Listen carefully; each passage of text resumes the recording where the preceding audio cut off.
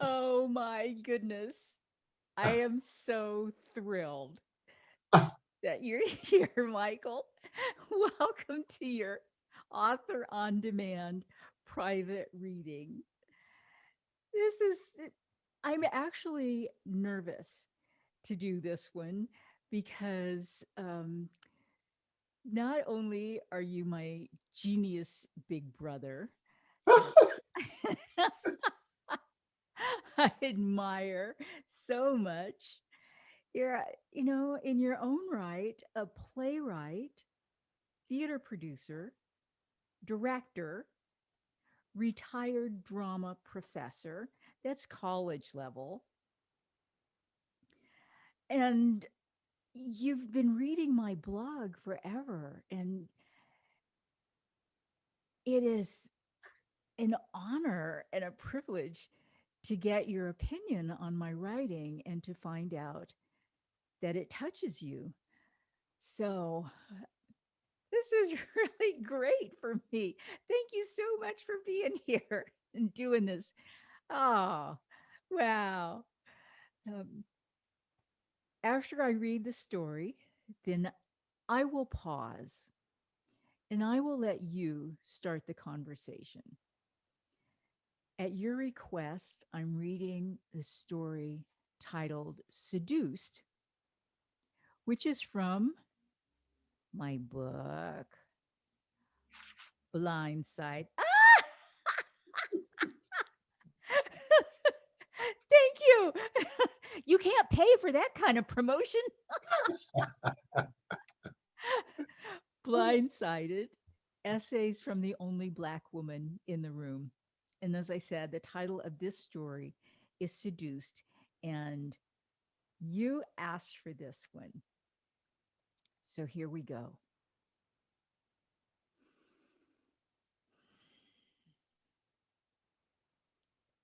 Seduced.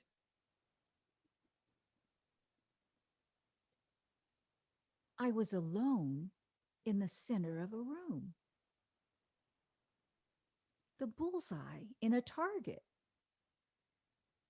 This did not happen. Not here.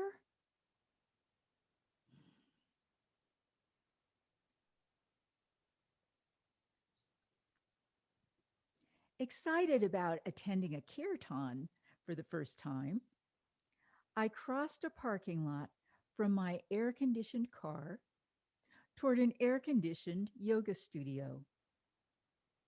The glass door snugged closed behind me, freeing me from Missouri's triple digit heat.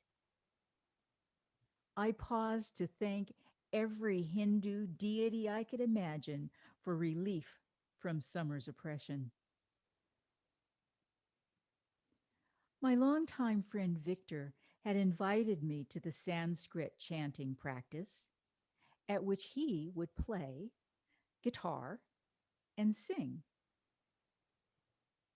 Tucking my shoes into a cubbyhole, a welcome bit of yoga ritual in a studio that was otherwise new to me, I grabbed a song sheet from a stack on a table and then slipped into the main room. Folding chairs had been arranged in tidy rows. I claimed a seat in the front row. A few women had already unfurled yoga mats and were sitting cross legged on the floor in front of the chairs. Others sprawled on cushions. Beneath miniature white lights strung in lazy loops across the ceiling, the musicians were transforming one corner into a stage, arranging amplifiers, microphones, chords, and instruments. Instruments that Victor would later introduce, like visiting dignitaries. Mridanga, a floor drum of southern India. Tablas, hand drums from the north by way of ancient Arabia. Harmonium, a keyboard originally from England. Faye, the lead singer, played the harmonium. She directed our attention to a chant at the bottom of our song sheets, A call and response. Faye sang the call, and Victor led the audience response. Hare Krishna, Hare Krishna, Krishna Krishna, Hare Hare. My voice at first uncertain, I grew more confident after every verse. Hare Rama, Hare Rama, Rama Rama, Hare Hare. Accentuated by the beat of tablas, the chant pulled me in with a promise of ascension from the body, from the chair, from the earth. The audience grew, our sparse numbers multiplied into a crowd. As latecomers slipped into the row behind me, their cotton shirts brushed the back of my neck. Except for me, the single African American in the studio, my row remained empty. I suspected a connection between those facts, but I turned away from suspicion toward the lure of transcendence. Victor leaned into his mic. If you're new to kirtan, don't worry. Join in. Dance if the music moves you. Soak up the energy. I glanced at the typewritten page on my lap, lifted my voice in adoration, and soaked up the energy. After exalting Lord Krishna, we called on the goddesses. Faye's soprano shimmered. The divine feminine beckoned. I followed.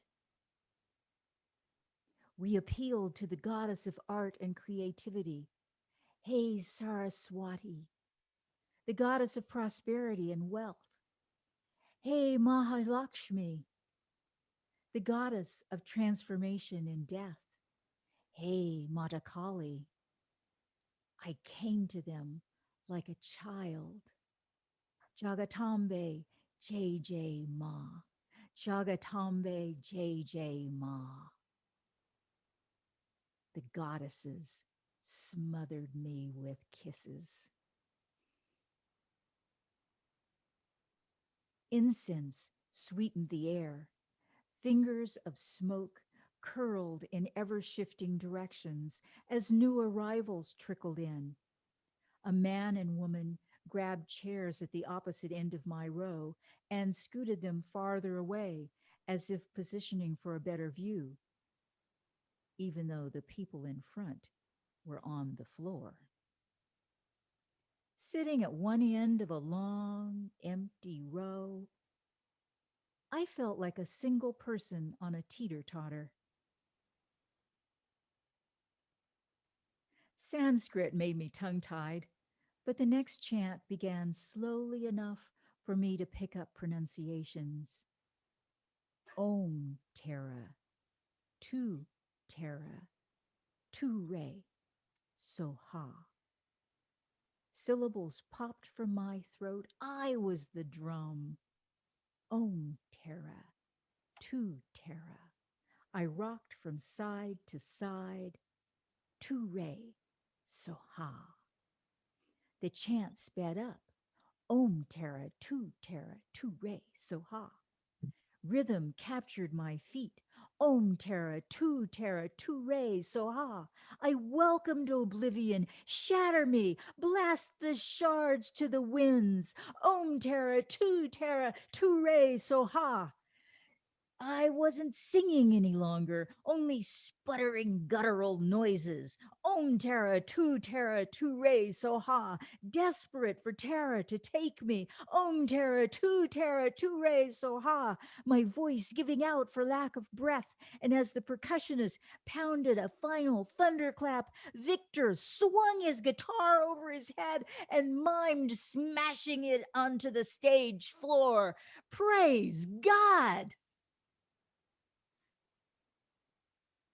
Faye rose from her seat at the harmonium and knelt on the floor, crystal bowls lined up at her knees.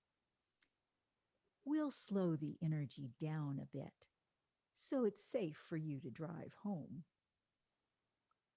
She swiped a wooden stick around the rims of the bowls and began the closing chant.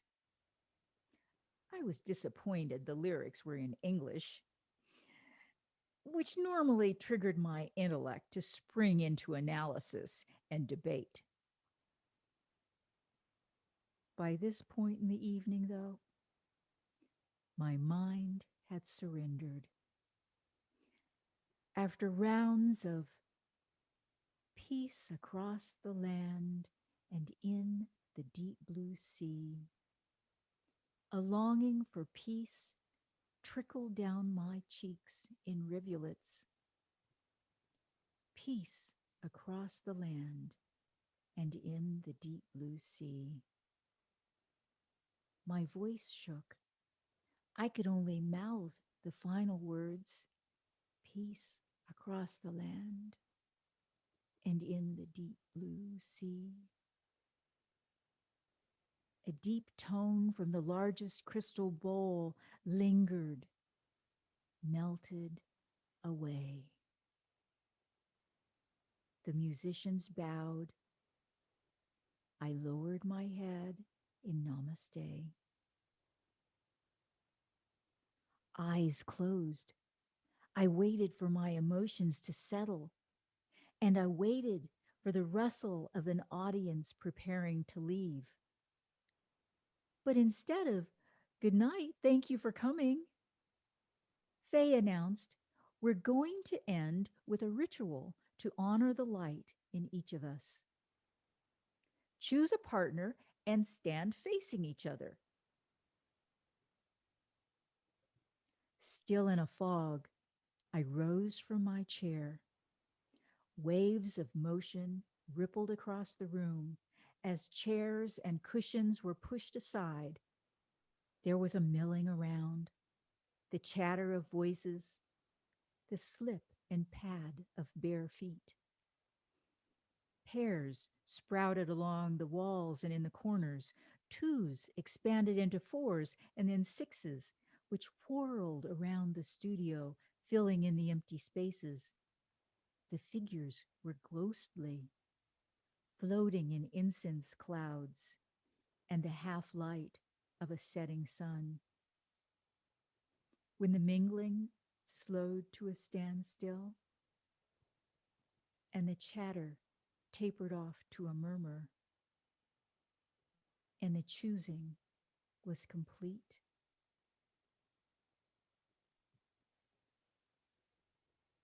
I was alone in the center of the room, the bullseye in a target. This did not happen. Not here.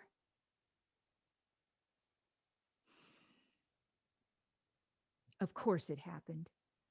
Here. I should have seen it coming. Stupid, stupid me, to be seduced by the possibility of love in a room full of white people was as reckless as mooning over a married man. I fought the urge to run. Running would only draw attention. The only thing that would save me from humiliation was invisibility. That and hatred. My eyes narrowed to slits, my cheeks flushed hot. I coiled, ready to savage this room full of devotees.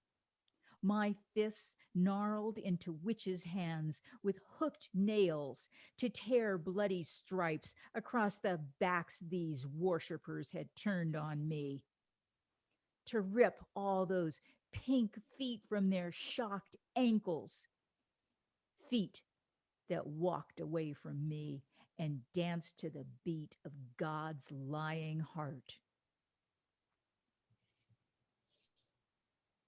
A command from the stage startled my hatred. You two pair up. Faye was spotlighted under the twinkling lights, one hand pointed at a woman on the far side of the studio, the other at me. The woman hurried toward me. Like Gollum, my malice retreated into its cave, which allowed my eye slits to open in welcome. Just get through it, Dawn. Nose to nose with our partners, we formed two concentric circles. Those of us on the inside faced out. Those on the outside faced in. Music swelled. We sang a verse. The outer circle shifted to the right. I was opposite a different partner.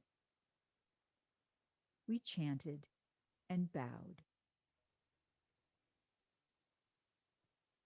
Singing into those other eyes, I was looking into faces of innocence. Moonlit orbs that reflected namaste. We were unspoiled. We were pure of motive, every one of us. When the light in me bowed to the light in each of my partners, my personality, wearing its crown of slights, dissolved.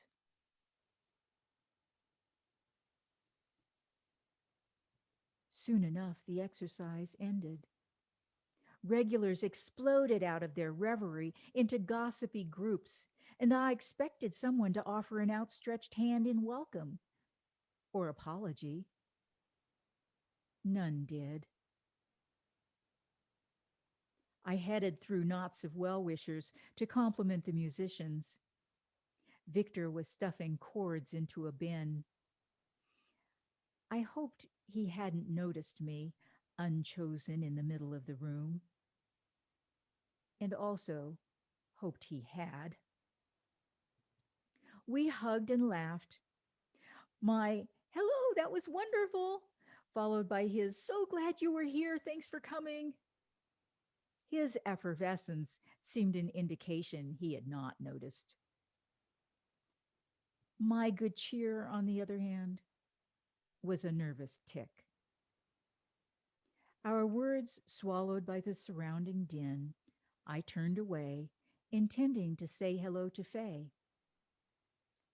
I hoped for a remorseful acknowledgement of the scene she had witnessed, which would reverse the last hour back to the promise of Hare Krishna, Krishna Krishna. But she was deep in conversation. My feet stuck to the floor. Go? Stay? I was rickety, nailed together with mismatched emotions. I stumbled away, reclaimed my shoes, and opened the door to leave the studio. The summer night seared my face. Heat so oppressive, I could not breathe.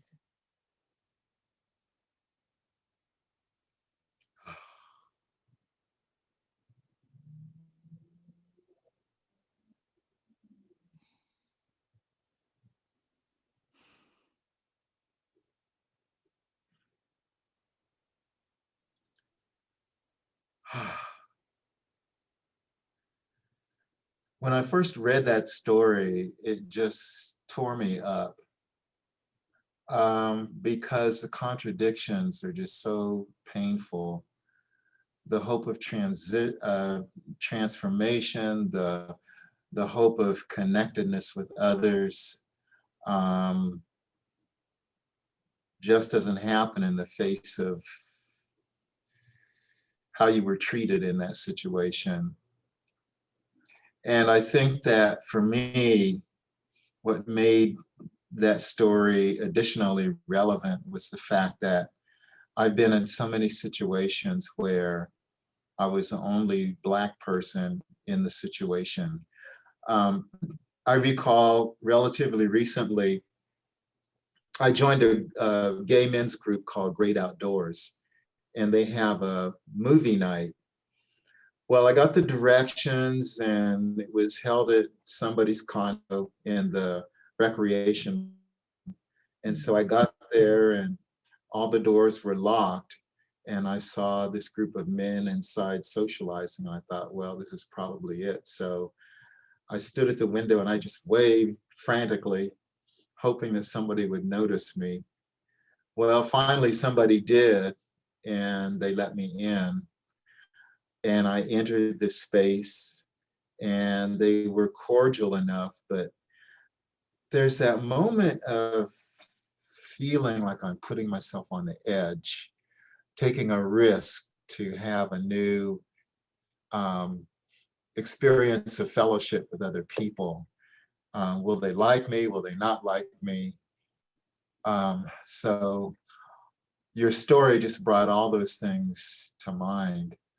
And I thought how courageous you were to put yourself in that situation. Um, and I just felt your pain and humiliation. It just was so hard to read what you wrote, Mm-hmm. but so glad you had the courage to write that. Mm-hmm. So, Thank you. Um, Michael, I think, I know exactly what you mean, that feeling of just walking in and being the only one. It's kind of, I don't know, disembodied somehow, um, to not see myself in the room. I think I remember you telling me once about a concert you went to, or it was a ballroom dancing, which you've been doing for years, tangoing, and something about at the end of it, they invited people on stage. Do you remember that? not specifically, not to say it didn't happen, but Right. Because I, oh, I'm wondering if it was a memorial service for a theater professor who passed away, and he was a ballroom dancer. And so they played a favorite piece of music and invited people to come on stage and dance. And so I looked around with anticipation and couldn't make eye contact with anyone, and couples just formed and went on stage. And I remember feeling so weird that nobody chose me, and they had their barriers up so I couldn't choose anyone. And I yeah, knew, yeah, yeah, I'm sorry, go ahead. no, you go ahead. Well, I knew so many of them too. I'd worked with them for years. Mhm. So yeah. Worked with them, and danced with them. No, not danced with them, but I'd worked with a lot of the people there, like other faculty members, and some of them were former students, or I had known some of them in different situations. What really killed me about you not getting chosen in this instance was the fact that you'd been doing tango for years. You were probably the most comfortable with ballroom dancing in the room, Yeah, and yet,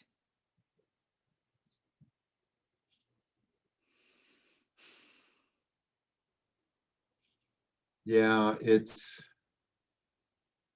it's that subtle,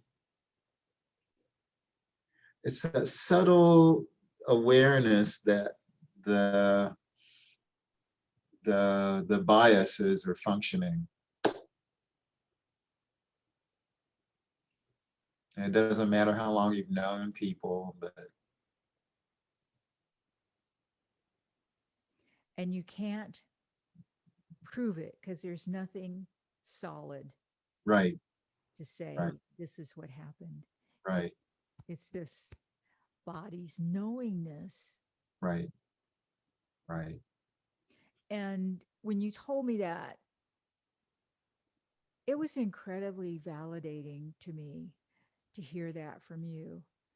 Um, to know that the not getting chosen had happened to you too, and you could intuit that it was race. Um,